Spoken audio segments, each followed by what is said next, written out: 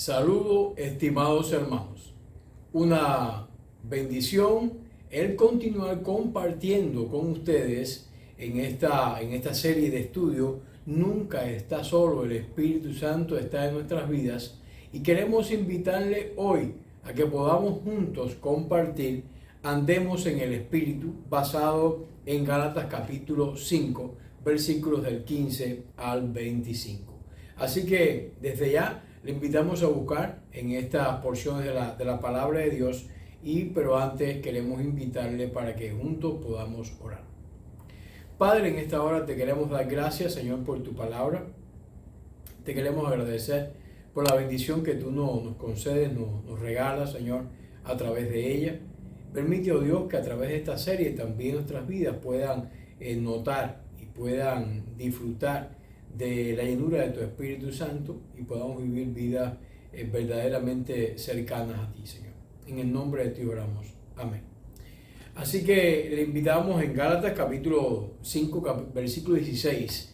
Queremos compartir cómo andar en el Espíritu. Es la descripción que los versículos 16 y 17 nos hacen en esta sección de este primer punto que queremos compartir con ustedes. Cómo andar en el Espíritu es la explicación, es el procedimiento que Pablo le está dando a la iglesia de Galacia y por ende también nos está dando a nosotros en el sentido de estarnos apartando de la carne.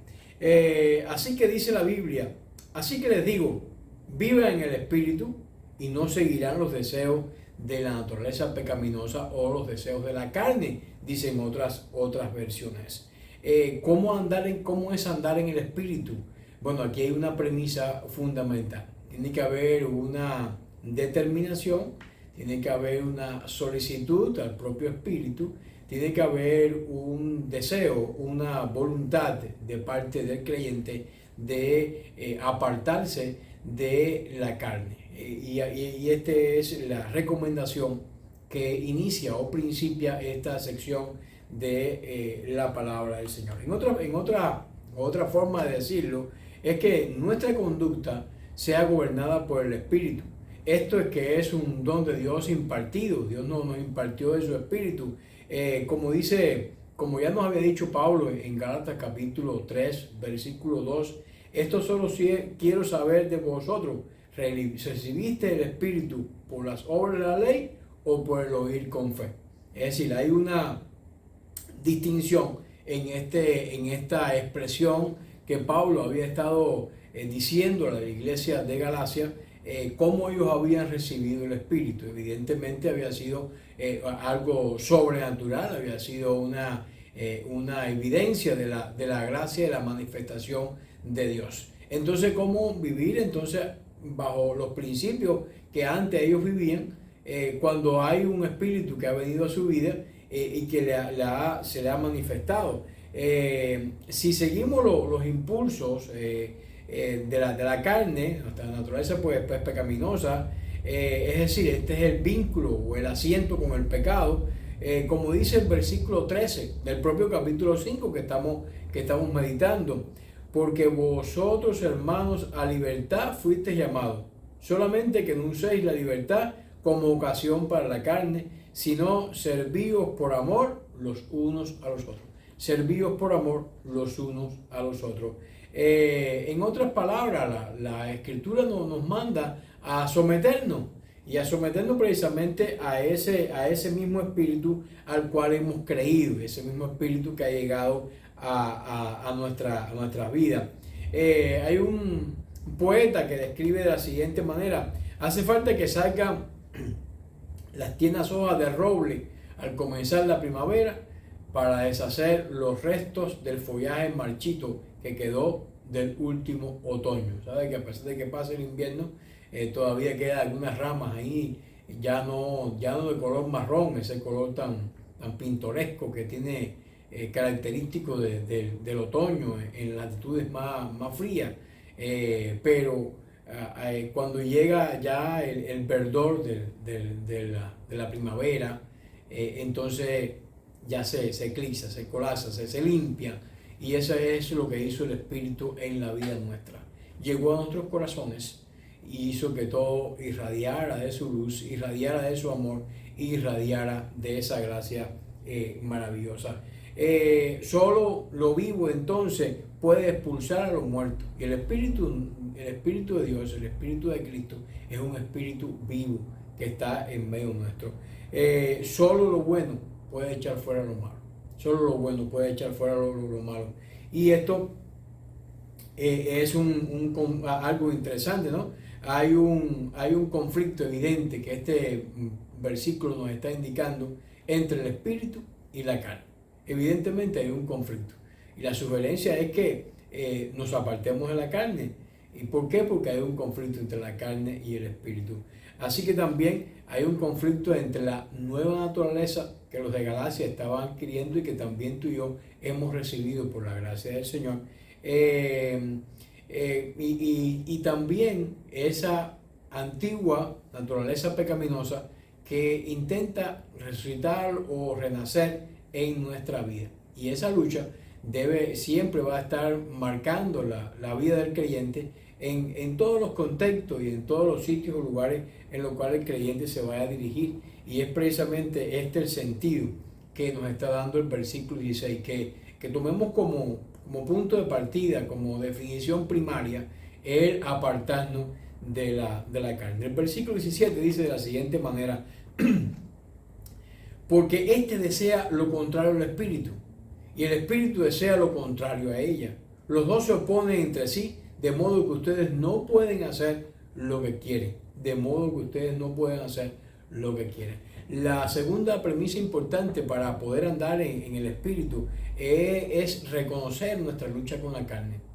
Es no creernos como fariseos, que somos mejores, no creernos que por el nacimiento que hemos nacido de una familia cristiana, pues ya eso nos concede cierto protagonismo y cierta fortaleza espiritual, sino que por el contrario seamos capaces de reconocer que estamos en una lucha entre la carne y el espíritu, y que en esa lucha cada uno de nosotros puede sufrir las graves consecuencias en dependencia de a quién esté alimentando, porque son luchas antagónicas, son categorías antagónicas en ese sentido.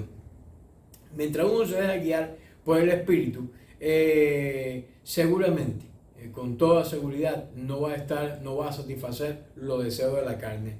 Pero cuán a menudo nosotros, los seres humanos, damos rienda suelta a la carne y nos olvidamos un poco de la acción o función que el Espíritu está haciendo en nosotros.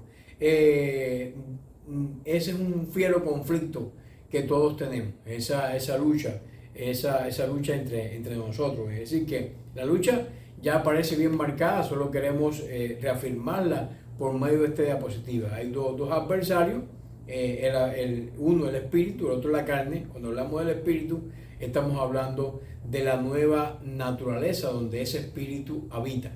Nos ha hecho nueva criatura y el espíritu ha venido y nos ha sellado, nos ha hecho posesión suya. Ese es el espíritu que está en nosotros. Cuando hablamos de la carne, ¿qué estamos hablando? Estamos hablando del hombre de pecado, estamos hablando de la corrupción que puede existir a nuestro alrededor, que existe dentro de nosotros y que tenemos que dominar. Por eso la Biblia nos dice que andemos, ¿no? Como decía la primera recomendación. Es decir, que tenemos que notar que con relación a esta contienda entre el espíritu y la carne, el creyente, vamos a llamarle creyente, libertino, no experimenta esta lucha debido a que sigue sus inclinaciones naturales. En otras palabras, él sigue viviendo en la carne. Entonces no va a experimentar ese tipo de lucha. El legalista está destinado a la gracia y a la gloria. Recordamos su pecaminosidad por la ley, pero no queriendo por un tiempo aceptar la gracia, lucha sin conseguir la victoria, o sin experimentar el sentido profundo del triunfo sobre la carne. es una condición pues persistente, que finalmente bajo la gracia, cuando creemos que es el Espíritu al que tenemos que conceder el control, el que verdaderamente nos va a rescatar de esa tremenda lucha. El creyente, mientras está en la tierra, mientras está en la tierra, va a experimentar este conflicto agonizante. Este es un conflicto férreo, este es un conflicto muy fuerte que todos va a estar experimentando, que va a estar compungiendo, que va a estar manifestándose en nuestros corazones. Pero en principio, recordemos que ya Cristo ha ganado la victoria, como lo testifica el mismo Espíritu en nuestros corazones. Y esta victoria va a ser suya, mi hermano creyente, sencillamente cuando usted experimente y le dé el control al Espíritu de Dios en su vida, va a poder recibir esa corona de victoria.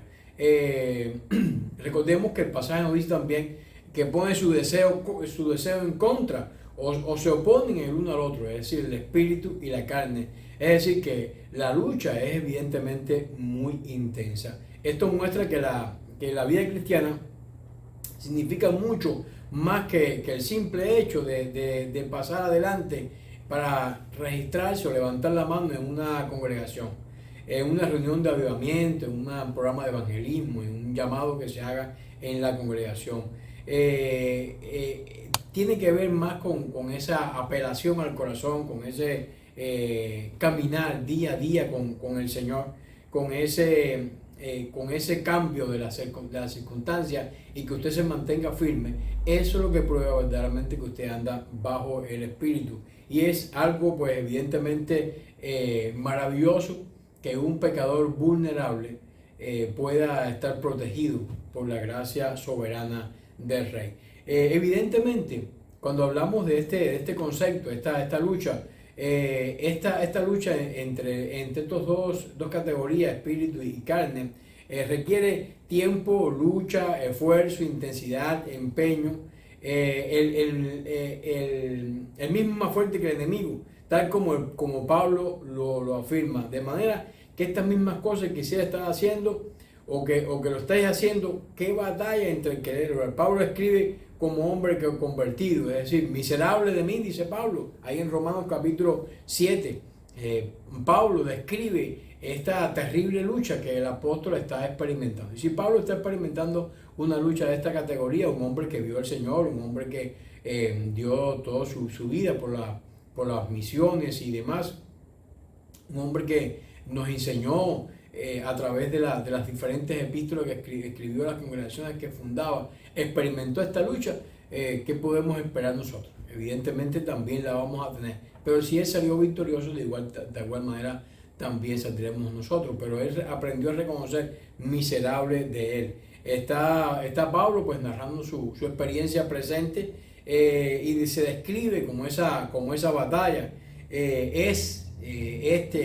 El capítulo de Romanos posiblemente una descripción más nítida de esta lucha que estamos hablando. Pero en esta lucha lo importante es que usted y yo estemos en obediencia espiritual. Es tu lucha entre tu carne y el espíritu. Es todo cierto que el espíritu, y por tanto Pablo tendrá la victoria. Por cierto, en principio ya es hecho ahora mismo. Gracias a Dios, dice Pablo, que está. Gracias a Dios por Jesucristo, dice Pablo. Ahora pues ninguna condenación, dice Pablo también, hay para los que están en Cristo. Esa es la libertad que Cristo trajo al corazón del apóstol. Él quizás en una tensión entre una cosa y otra. Gracias Señor. Gracias porque tú viniste a guiar mi vida. Gracias Señor porque tú viniste a vivir en mi vida. Gracias Señor porque tú viniste a acompañarme, y eso me permite a que yo pueda estar en estas circunstancias y tiempos, pues venciendo o prevaleciendo, andando en el Espíritu en esta lucha tan maravillosa. Es decir que de una manera similar, como Pablo lo describe en Romanos capítulo 7, en Gálatas también se le da a entender que ellos tienen que andar en el Espíritu para poder alcanzar el resultado correcto. Otra de las maneras, podríamos decir, los resultados que se cosechan por andar en el Espíritu. ¿Cuáles son o cuáles serían estos resultados? En primer lugar, renunciar al control renunciar al control del espíritu. Si somos guiados por el espíritu, no estáis bajo la ley. Es decir que si la persona de alguna manera tiene que renunciar a qué yo hago, cómo yo actúa, y decirle al espíritu, ven a mi vida y haz tú que yo actúe y viva conforme a tu gracia y a tu voluntad viviendo en mí. El estar bajo la ley, es lo que Pablo le está diciendo a los de Galacia, es vivir bajo derrota. Significa la ley esclavitud, maldición, significa impotencia espiritual, porque la ley no puede salvar. Dice la palabra de Dios, y por la ley ninguno se justifica para con Dios. Es evidente, porque el justo por la fe vivirá. El propio Gálatas, capítulo 3, versículo 11, hace esta descripción. El Espíritu, por su parte, es quien nos coloca. El Espíritu es quien nos pone en libertad. Dice también la palabra en Gálatas capítulo 4, 29, porque como entonces los que habían nacido según la carne perseguían al que había nacido según el Espíritu, así también ahora. Está pues firme en la libertad con que Cristo nos hizo libres, y no estáis otra vez sujetos al yugo de esclavitud, que es la recomendación que Pablo le está haciendo a los de Galacia. No vuelvan a la ley, porque la ley no resultó. Necesitamos entonces andar o renunciar.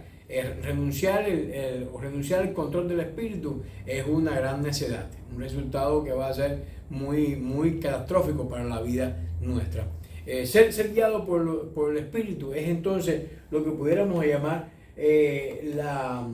la influencia más poderosa que puede experimentar el creyente.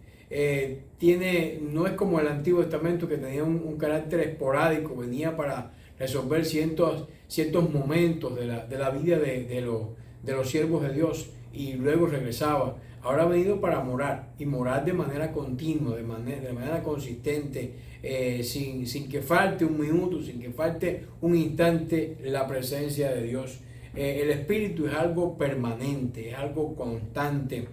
Y por eso el verbo aquí en el versículo 18 nos lo da a entender de esa forma: sois dirigidos por el Espíritu.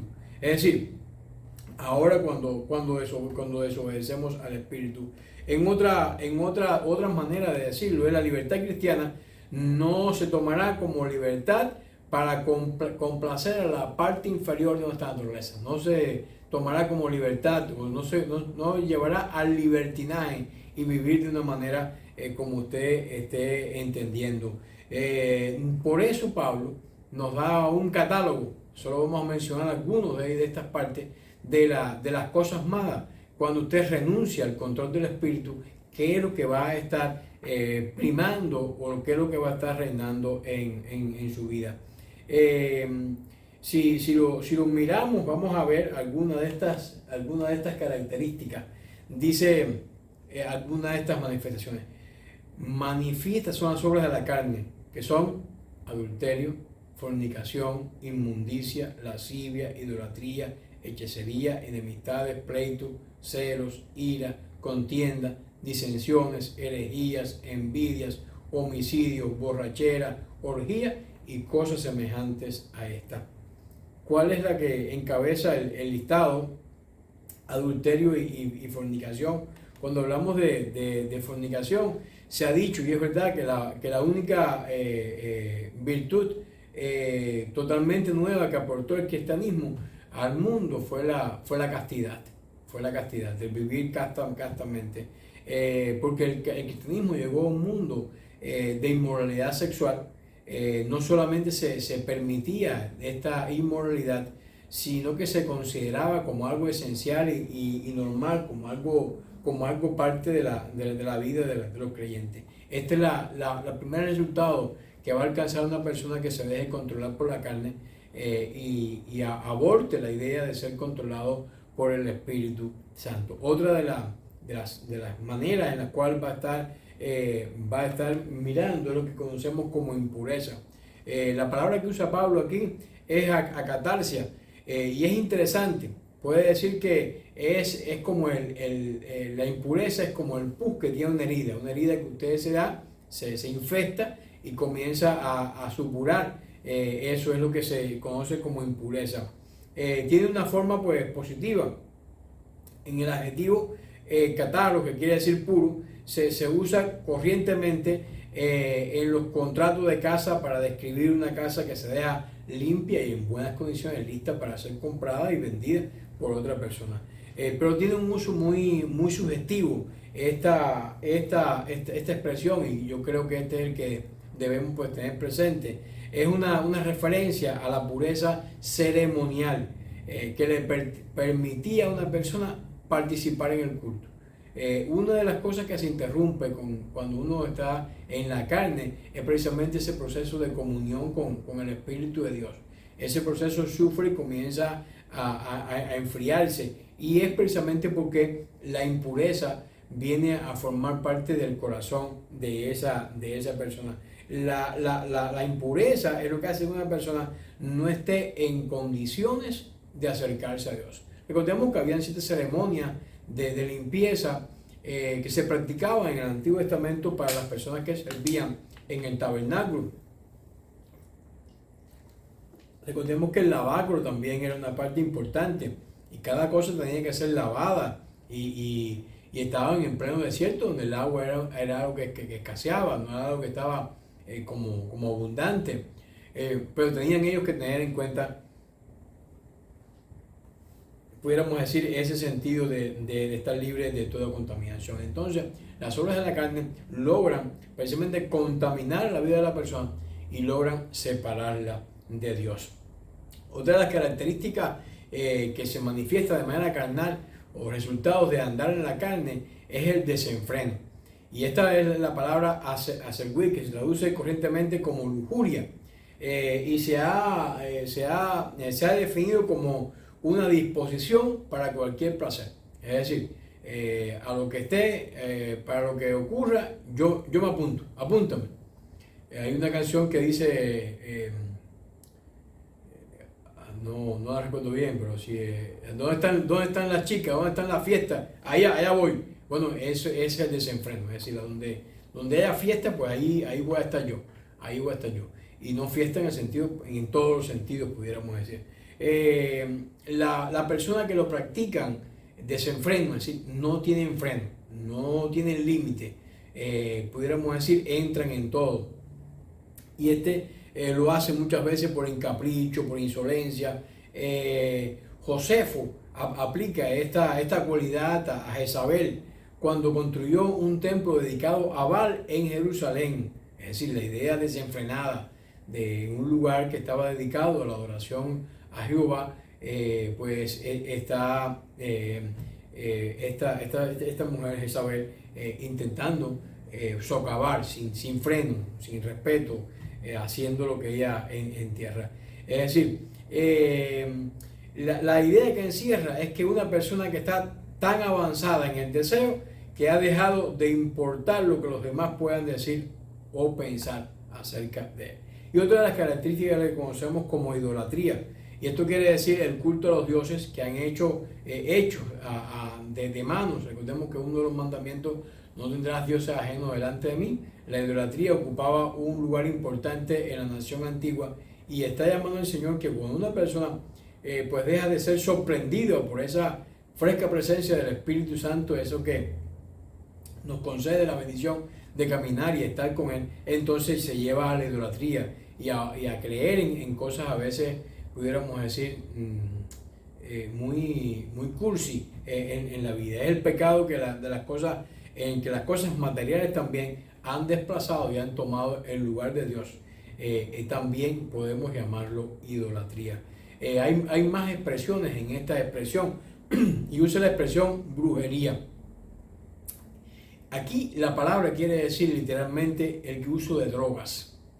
La brujería tenía que ver en la antigüedad con drogas, y todavía hay determinados lugares que se consumen drogas para tener ciertas imágenes y ciertas expresiones. Hay tribus que practican estos lugares y hay brujos que tienen ese tipo de ideas, y eso es lo que esa es la idea que nos está manifestando el texto. Puede decir el uso conveniente de drogas, como lo hace el médico, pero también quiere decir el envenenar, el llegar a relacionarse muy especialmente con la utilización de pócimas mágicas que eran muy corrientes en la antigüedad. Este uso de hongos alucinantes, sustancias alucinantes, este es el sentido de la brujería. Otro de los frutos de la carne, o lo que produce la carne, es lo que llamamos enemistad. La idea es que las personas se caracterizan por ser hostiles con sus semejantes, por muy al contrario de las virtudes cristianas del amor, del respeto, del cuidado de la otra persona. Estos son los primeros que están buscando enemistades y pleitos. Y la rivalidad es otra de las características cuando la persona se deja guiar por el espíritu. Pero no solamente esta, también aparecen los celos. Esta palabra celo se deriva de la palabra en español, tiene un principio en un sentido positivo. Quiere decir emulación, el deseo de alcanzar la nobleza que se admira, pero fue degenerada cuando llegó a decir el deseo de tener lo que otro tiene o lo que no le corresponde. Ese es el sentido de los celos. Y aparece también lo que llamamos furia incontrolada. Pablo quiere decir esas explosiones de rabia de niños malcriados que tienen las personas que no están controladas por el Espíritu Santo. No es una ira a largo plazo, sino una rabieta que se inflama y se convierte en algo grande. El interés propio, que son personas que piensan en sí mismas. Esta palabra tiene una historia muy iluminadora, ¿no? Que pasó a significar hacer campaña para obtener puestos políticos. Y este tiene que ver a lo mejor con todo este tiempo de ahora, ¿no? Que describe a la persona que quiere figurarse, prestar servicio, sino de obtener el máximo provecho personal. Así no es la idea de servir a los demás, sino es la idea de relucir en medio de los demás. Disensiones, literalmente quiere decir mantenerse aparte, después de una gran victoria. Nelson atribuyó al hecho de que tenía la felicidad de tener a su orden un grupo de hermanos. Disensión describe una sociedad en la que se produce la situación contraria a lo que los miembros se separan en lugar de acercarse cada vez más.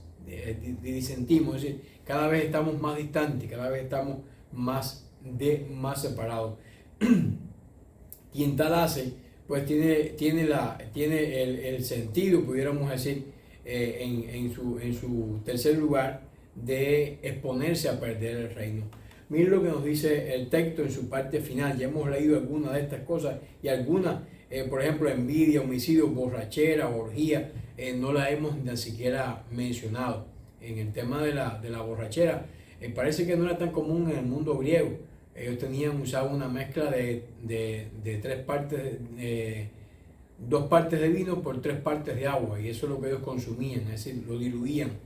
Entonces consideraban en el mundo griego, porque por ejemplo el dios Baco tenía sus rituales también, pero tenían la idea de que una persona no podía, lo que decimos actualmente, como pasarse de copa, porque entonces se convertía en una bestia. Es decir, perdía los cabales, y los griegos tenían mucho cuidado en ese sentido. Pero no quiere decir que no existiera, sino que era una de las ideas del mundo griego, pero no necesariamente de toda la comunidad de la cual estamos hablando. Pero exponerse a perder el reino, es decir, el vivir bajo estos conceptos, no teniendo en cuenta la bendición más grande que tiene la vida, que es el ser controlado por el Espíritu, es sencillamente algo muy serio. En tercer lugar, pudiéramos mirar los beneficios que tiene entonces andar en el Espíritu Santo. Lo primero de ellos es disfrutar de su fruto. Dice los versículos 22 y 23. En cambio, el fruto del Espíritu es amor, alegría, paz, paciencia, amabilidad, bondad, fidelidad, humildad, dominio propio. No hay ley para estas cosas, no hay ley. Cuando vivimos en el Espíritu, entonces aprendemos y disfrutamos ese andar en el Espíritu, disfrutamos de esos frutos de una vida espiritual. La lista de las malas cualidades, pudiéramos decir, que caracterizan la naturaleza humana sin Cristo, Ahora trata o habla Pablo de cualidades positivas, de cuáles son los frutos del Espíritu de la persona que ha vencido esta tensión entre el Espíritu y la carne y ha prevalecido el Espíritu. Estos son los beneficios que esta persona va a estar recibiendo. Es decir, que también vale la consideración que lo estemos mirando por separado, ¿no? En griego sabemos que hay 4 palabras para amor. Eros, que quiere decir el amor que siente un joven por el sexo opuesto. Es un amor que incluye pasión. Este amor, esta expresión, esta palabra no aparece nunca en el Nuevo Testamento. Filia es un amor cálido que sentimos hacia nuestros seres queridos. Es algo del corazón, un amor filial hacia las personas que están de nuestra familia. Storge quiere decir más bien afecto, se usa en el sentido entre padres e hijos, un amor afectivo, y amor ágape. Y ese precisamente es el amor que nos habla este sentido de los frutos del Espíritu, ¿no? Cuando hablamos del amor ágape, se usa en el Nuevo Testamento por amor, es ágape, no es una palabra corriente en el griego clásico, no es algo corriente, no es algo que se usaba con mucha frecuencia, porque no llegaba a describir. Algunas de las demás siempre escribía, pero este amor ágape, que es el que Dios quiere que tengamos, es el que aparece marcado con esta palabra. La palabra cristiana quiere decir una benevolencia sin límite. Ese pudiera ser la definición de un amor ágape, una benevolencia sin límite. Quiere decir que no importa lo que una persona nos pueda hacer por medio de insultos, de ofensas, humillaciones, nosotros vamos a estar sencillamente amando. Y ese es uno de los frutos maravillosos que el Espíritu Santo nos da. El segundo de ellos que aparece descrito es el gozo. La palabra griega es jarra. Y lo característico de este vocablo es que es muy corriente describir el gozo como una experiencia espiritual. El gozo es una experiencia espiritual. No es la alegría, no es la alegría que producen las cosas materiales, no es la alegría que producen las disensiones y los triunfos que tienen los que son controlados por la carne, menos aún es el triunfo de la competencia. El gozo tiene su fundamento en Dios, por eso el gozo no puede ser quitado, tiene su fundamento en Dios. Y por eso David decía: devuélveme el gozo de la salvación, el gozo, devuélveme de tu presencia. Yo quiero estar cerca de ti, yo quiero experimentar esa llenura del Espíritu Santo. Otra de las características de la vida controlada por el Espíritu es la paz. La palabra griega eirene corresponde con la palabra hebrea shalom, en el que se usa en el Antiguo Testamento, que quiere decir, no quiere decir ausencia de problemas y de guerra, sino que contribuye al bienestar humano. Ahí quiere decir tranquilidad de corazón que se deriva de la fe y que está en las manos de Dios. Dios es el que nos puede dar paz. Mi paz os doy, dice el Señor. Dios es el que nos puede dar. Y esa es la paz que podemos experimentar o disfrutar cuando caminamos a través del Espíritu Santo. Otra de las características que tienen los que están controlados por el Espíritu es el fruto de la paciencia. Aquí viene de la palabra marcomía. Es una palabra, en sentido general, esta palabra no se usa con relación con la paciencia que hay que tener con las cosas o los acontecimientos, sino con las personas. No es que va a venir la guagua, no, pero hay que tener paciencia. No es la paciencia esa que se refiere al fruto del Espíritu, es con las personas. A veces tenemos que ser pacientes con las personas. Bueno, no lo podemos lograr si no estamos controlados por el Espíritu, el ser paciente con las personas. El que tiene paciencia, que soporta nuestras maldades y nos deja por imposible. En nuestras relaciones con los semejantes debemos reproducir estas actitudes amables, dolientes, perdonar y pacientes que Dios tiene para con nosotros. Hay más dentro del texto. La amabilidad y la bondad están también íntimamente relacionadas. La amabilidad corresponde a la palabra original gesto, que también se traduce por bondad en muchos pasajes de la Biblia. Plutarco decía que el vino añejo se llamaba gesto, es decir, era algo bondadoso. El yugo de Cristo se nos dice que era gesto también, es decir, que no hace daño, no dañaba. encierra la idea de bondad, que es amable. La palabra que usa Pablo para bondad no se usa en el griego secular. Se define como la virtud totalmente equipada. Se debe reprender, disciplinar, pero se hace, pero con el sentido más que otro de ayudar. De ayudar. Es el sentido de la amabilidad que habla el Nuevo Testamento. Más bien con el sentido de ayudar a la otra persona. Es decir, es esa actitud que Cristo tuvo con la mujer pecadora. Los cristianos nos hace falta también experimentar esa bondad en tiempo amable y fuerte. Y la fidelidad, tan importante, es otro de los frutos del Espíritu. Es de la palabra pistis, es corriente en el griego secular. Debe ser digno de confianza. Ser digno de confianza. Es la característica de la persona que es de fiar. Esta es una persona de fiar, es una persona fiel. La palabra quizás sea difícil de traducir, en el Nuevo Testamento tiene tres sentidos, quiere decir sumiso a la voluntad de Dios. Es decir, cuando somos fieles es que estamos sometidos a la voluntad del Padre, somos fieles al Padre. Solo lo puede lograr una persona que esté descansando en el Señor. Miramos también, entonces los beneficios de andar en el Espíritu es que nos permiten apartarnos de la carne. Pero la cuestión de Cristo dice, antes nos aconsejó que nos apartáramos, ahora dice, ya lo han hecho, han crucificado la carne con sus pasiones y deseos, ya lo han hecho.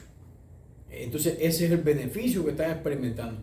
¿Por qué experimentan esto? Porque han crucificado su carne, es decir, con sus pasiones y deseos. ¿Quiénes lo han hecho?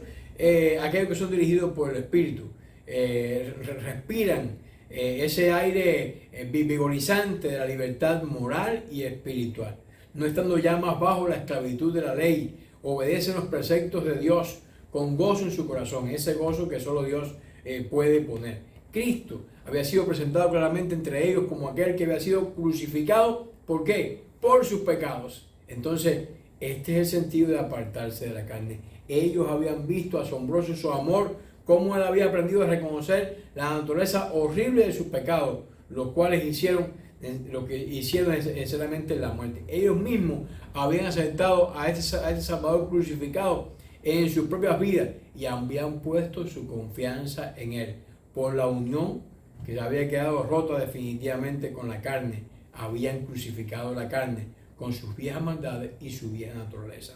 Pero la gracia de Dios le había dado el golpe de muerte, y Pablo también le está hablando acerca de eso. Por lo tanto, que sean lo que son, que sean en la práctica, en principio, que en principio han crucificado su vieja naturaleza junto con sus deseos pecaminosos, sean considerados en forma más pasiva como pasiones. Probablemente esos impulsos que obraban en su subconsciente, que activamente quizás estaban algunas veces apareciendo en su deseo, aquellos anhelos malvados que ellos consideraban anteriormente y que lo apoyaban y que algunas veces caían en ellos, habían sido crucificados. Y el versículo 25, si el Espíritu nos da vida, andemos guiados por el Espíritu. Habla de un andar en el Señor, pero de un andar en plenitud. ¿Quién es la fuente de la vida? El Espíritu de Dios. Y si la fuente de la vida es el Espíritu, y el Espíritu debe ser quien dirige nuestros pasos, de manera que progresamos, que avanzamos paso a paso hacia la meta, a esa perfecta consagración, la única manera de administrar el toque final es dar un golpe mortal. Y el golpe mortal es andar en el Espíritu. No hay nada otra cosa que nosotros podamos hacer. No hay otra cosa. Esta es la única forma de tratar a la carne junto con sus pasiones y deseos. Debemos destruir el poder negativo y la única forma de hacerlo es por el poder positivo, invencible del Espíritu Santo. No hay otra cosa que podemos hacer. Recordemos a Pablo, Romanos capítulo 7. Él mismo dice, miserable de mí. Gracias, pero gracias doy a Dios. Gracias doy a Cristo que me ayudó. Por lo tanto, ¿cómo podemos como creyentes andar en el Espíritu? Bueno, ¿cómo es andar en el Espíritu? Es apartarse de la carne, es reconocer la lucha de la carne, es obedecer de manera espiritual. Es también, estar en esa lucha implica resultados. ¿Cuáles son esos resultados? Renunciar al control del espíritu. Usted renuncia al control del espíritu, usted va a experimentar los resultados de la carne. Usted está alimentando la carne. Va a manifestarse esas obras carnales. ¿Cuáles son? Ahí están mostradas claramente en la palabra de Dios. Y está exponiendo a perder el reino. ¿Por qué? ¿Qué otro sacrificio se podrá hacer en lugar para su vida? Y sin embargo, los que son controlados por el Espíritu, andan en el Señor, disfrutan de sus beneficios, disfrutan de su fruto, se apartan de la carne, viven en plenitud. Por lo tanto, la invitación es a que tú y yo andemos en el Espíritu. Oremos. Padre, te damos muchas gracias, Señor, por tu palabra. Suplicamos que tú hagas el bien en nuestras vidas con ella y nos ayudes a profundizar más cada día. Gracias por tu Espíritu. En el nombre de Jesús.